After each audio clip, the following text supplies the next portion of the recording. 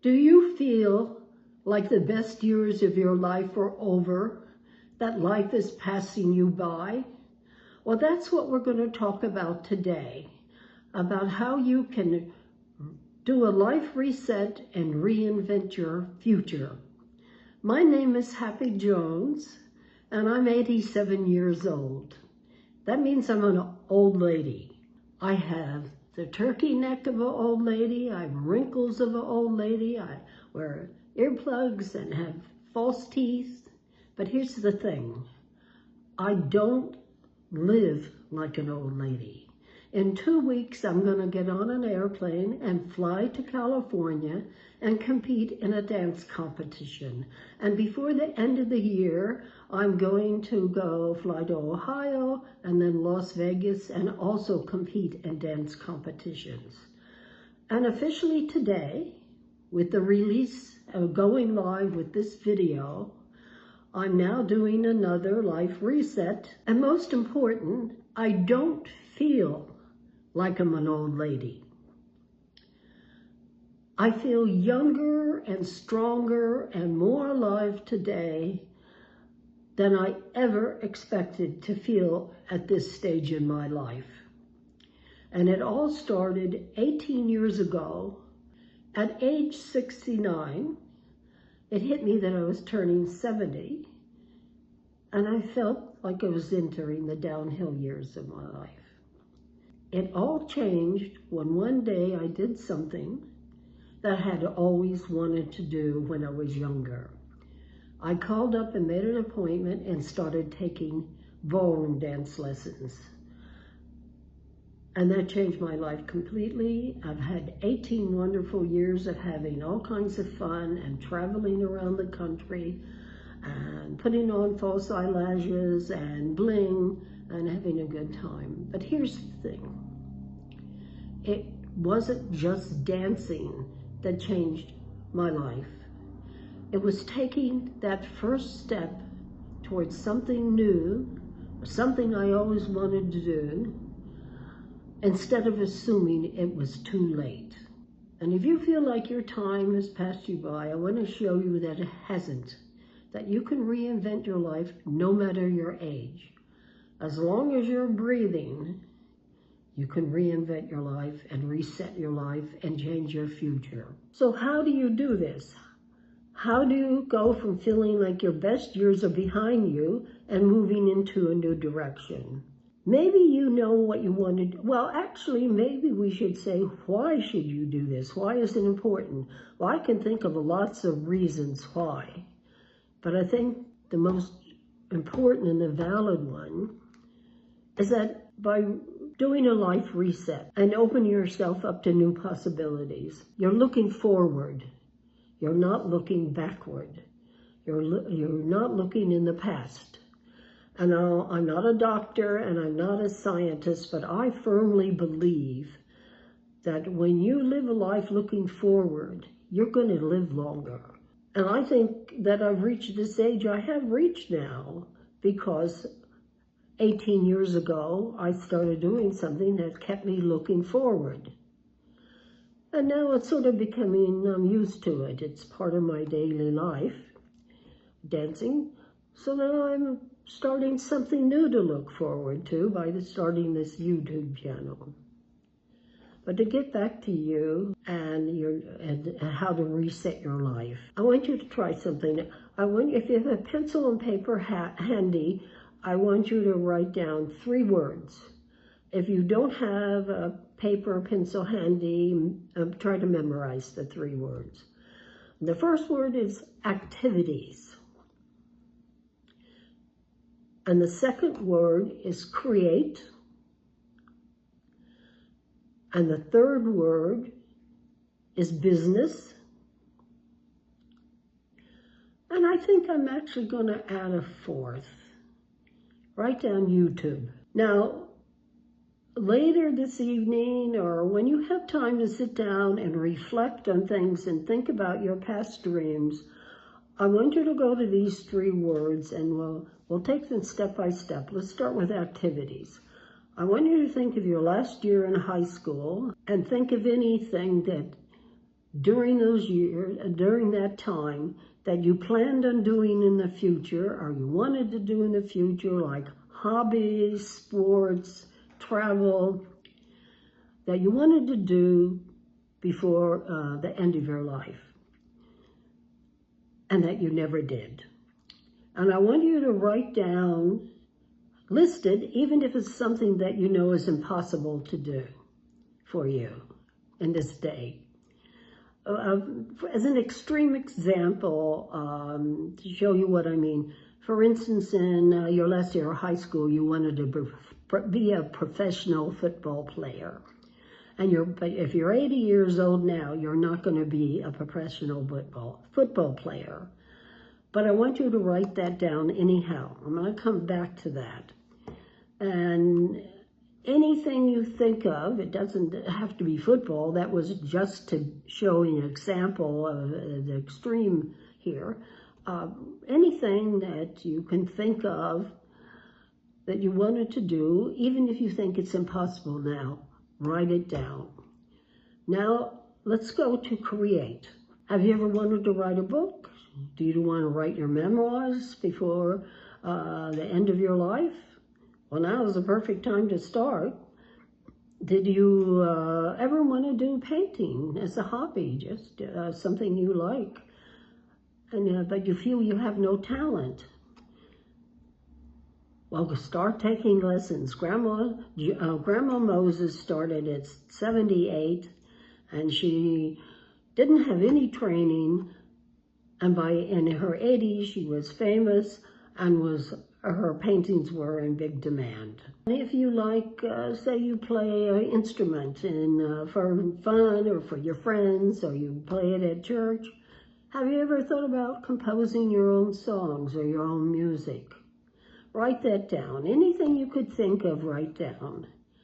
Now, next thing on the list on, if at any time in your life you've ever even had a small niggling inkling of an idea to start your own business, write that down also. Some important businesses were started by older men. I mean, by older people. Okay, they could be started by women too, but these are the ones I think of right now. Home Depot, IBM, Kentucky Fried Chicken, Walmart. Well, I think he was 44. So that's still a youngster. At my age now, that's still a youngster. I don't think he was a young man. So you know you've got these on the list, and the very last one is YouTube. Think of all the things and write down things you know, what your life lessons you've learned through your life. These are important things to share, and this could be another challenge to write down. Write them down and think of a YouTube channel you could start. Because if I can do it at 87, anybody can do it. And remember, I am not exactly a tech genius here either. Now look at this list. Does anything, and use your intuition, does any of them call to you? Do they excite or inspire you? Only you know what is best for you you'd like to try.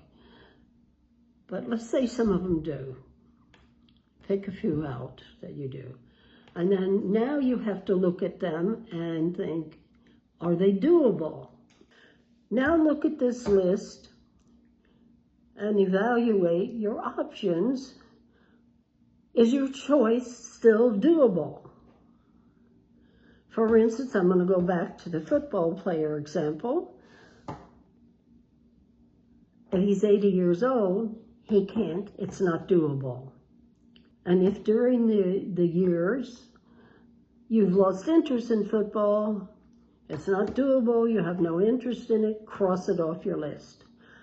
But if you love the game and you remain a football fanatic, I'll say that you watch all the games and you know all the players and it's important to you, leave it on your list. Now, if your choice is doable, that's great. If it's not doable, now you have to think about, can you repurpose it?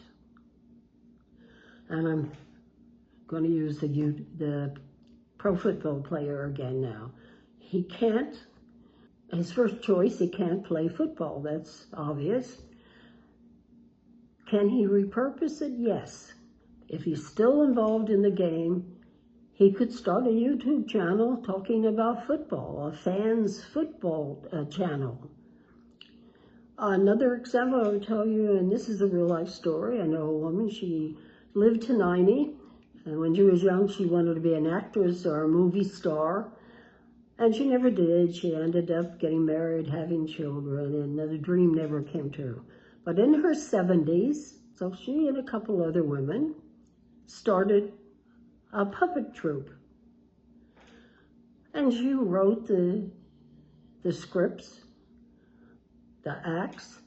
She created the characters, and they made the puppets, and they called themselves the Golden Olders, and I love that name. And the uniqueness of ladies in their 70s starting this troupe eventually caught the attention of the press, so they would occasionally have articles written about them. And eventually, even the governor of the state invited them to the governor's mansion. So here she repurposed her dream. She didn't become a movie star, but she's acting, she's creating, she's writing, and she's doing something wonderful. So older, in her 70s, 80s, she's having this great purpose in her life, and a challenge and fun. Now, do you have to also think of your health and things like, that's how when you start thinking of a person. Now, maybe you don't have the money for it, whatever your choice is. Well, that it's itself is a life reset. You need to sit down and start writing a list of how you can make more money. If you're retired, that means you have some income. So think of part-time jobs. When I started the dancing, it was it's a very expensive hobby, and the competitions are expensive. Not the dancing, but the competitions are expensive, and the gowns are expensive. So I got a part-time job as a demonstrator for a pet food company in pet stores for Petco. I didn't work for Petco or PetSmart, but I demonstrated in their stores.